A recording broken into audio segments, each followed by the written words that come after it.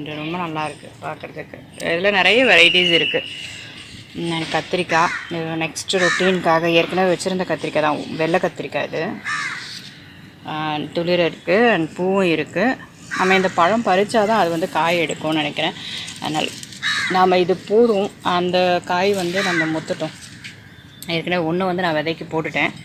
And இது பார்த்திங்கன்னா பேய் வெரைட்டி. இது நிறைய இது செடி வளராதுன்னு நினச்சேன். நான் ஏற்கனவே வச்சு ஒரு வீடியோ போட்டிருந்தேன் இல்லையா, அந்த தொட்டி க்ரோ பேக் தான் அது. அதில் ஏற்கனவே சீட்ஸ் இருந்தது போல் இருக்குது. அது தானாகவே வளர ஆரம்பிச்சிருச்சு. ஸோ இந்த தொட்டி மட்டும் இல்லாமல் பக்கத்தில் இருந்த தொட்டி அந்த ஏரியாலேயும் ஒரு 2 செடி நம்ம அந்த பேய் வெரைட்டி செடி பார்த்தேன். அண்ட் இதுவும் சில்வர் லாவெண்டர் தான். இந்த சில்வர் லாவெண்டர் தான் நம்ம அங்கே பார்த்தோம். ஆக்சுவலாக இது பெருசு, இது சின்னது. ஸோ இதை நம்ம நல்லா வளர்த்தோன்னா நல்லா பெருசாக வளரும்.